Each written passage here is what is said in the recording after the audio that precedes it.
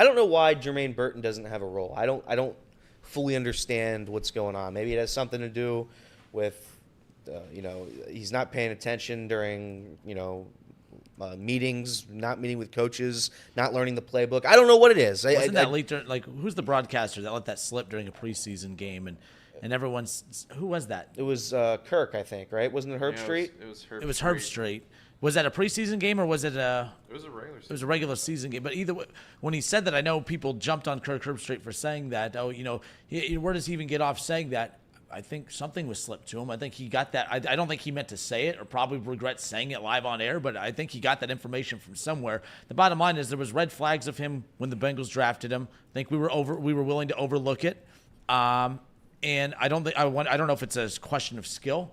I don't know if it's a character thing off the field like you talked about or what, but there just seems to be, that's one of the bigger question marks that there really doesn't seem to be anyone with answers as far as what is going on there. He's either really good and his attitude's why he's not getting opportunities, or he's just not as good a receiver as what everyone had anticipated when they drafted him, a guy that many people thought could have been drafted significantly higher had he not had some of the red flags in college, playing for guys like Kirby Smart and Nick Saban, which many people said that was the red flag right there. You couldn't make it work with Kirby Smart. You couldn't make it work with Nick Saban. What makes you think you're going to follow any instruction at the NFL level? I don't know what is going on there, but it does seem kind of odd to me that he's not getting an opportunity when there's opportunities to be taken advantage of, and he's just not getting them. I think there's somewhere on the field where he can be utilized.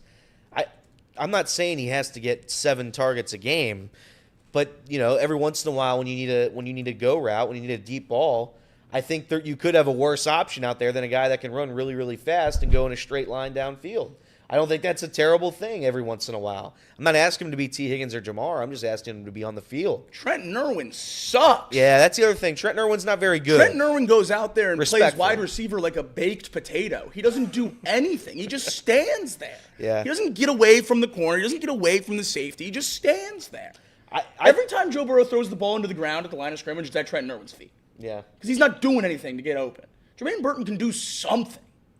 You'd like to think so. Or at least, and again, we were talking about it in the chat. Why not punt return, kick return? Try something different there. Please, for the love of God. I can only watch that for so long this season. But I do think there's a role on this team for Jermaine Burton. I just don't know why they're not even trying. Don't take this like I'm challenging you, but based on what do you say you feel like there could be a role for him? Could it just be that he's not good? It could be that. It certainly could be, but I don't think it's skill. I think you said that. I don't think it's a skill issue. Okay. I really don't. Because I think, as Jacob just said so eloquently, I don't think Trenton Irwin is a good enough wide receiver in the National Football League. Baked potato, to be exact. Baked that was potatoes is the exact word. I love baked potatoes, by the way. But I do too. What was it, the game against the Chiefs? He had the 43-yard catch. Is that right? Yeah. There's a role for him on this team. I just don't know who he upset, what's going on, to where he doesn't play football. Because a healthy and active for Trenton Irwin doesn't make any sense at all. If he's active and he doesn't play, fine, we can find other options. Because to credit Yoshi, Andre Yoshivas has been far better than I thought he would be.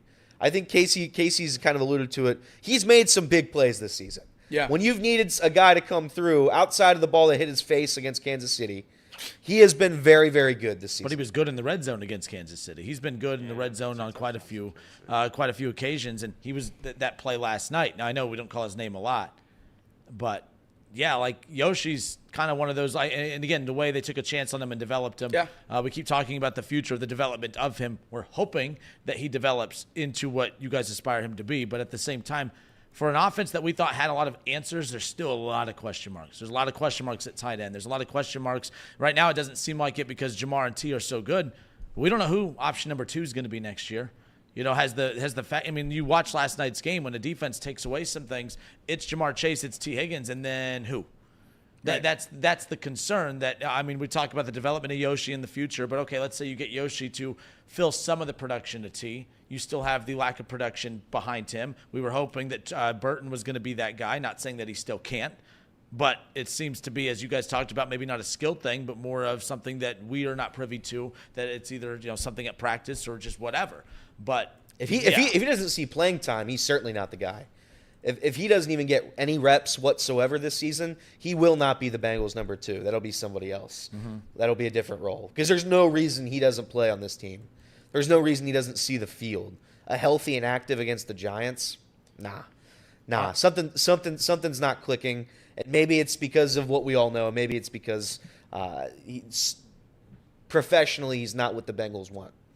On Chatterbox Bengals, again, I'm sure everyone has all these different opinions on. So what's the majority of the chat? What do you and Craig talk about, or what's your guys' takeaway when it does come to that usage or lack thereof, or not even using at all, I should say, of Burton? I think it's definitely upsetting. I mean, there's no way around it. Bengals fans are really optimistic about this guy we got in the third round, but I do think that, and it's by our own doing, by Bengals fans' own doing, but I do think that we have talked Jermaine Burton into a point where these expectations are way higher than they should be. This is a third-round pick, and we focus on the talent. And when a first-round pick falls, first-round pick talent, or that's at least what we've been saying all summer, falls to the 80s, maybe he's not going to play right away. Maybe he's not going to play year one. So I think Bengals fans got a little ahead of themselves when it came to. But we thought it was because of attitude, not skill. Right, I thought skill-wise he was a first-rounder. Would you expect more from him if there wasn't the red flags? Because I feel like I guess I don't know. I interrupted you. My bad. Well, no, I think those red flags are probably the same reason he fell from the first round to the third round is the same reason he's inactive on game day now. Like I think that all is just.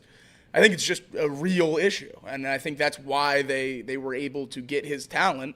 And will he ever figure it out? I don't know, but the potential of him figuring it out in this offense is a lot more exciting than any other wide receiver we could have drafted at pick 80.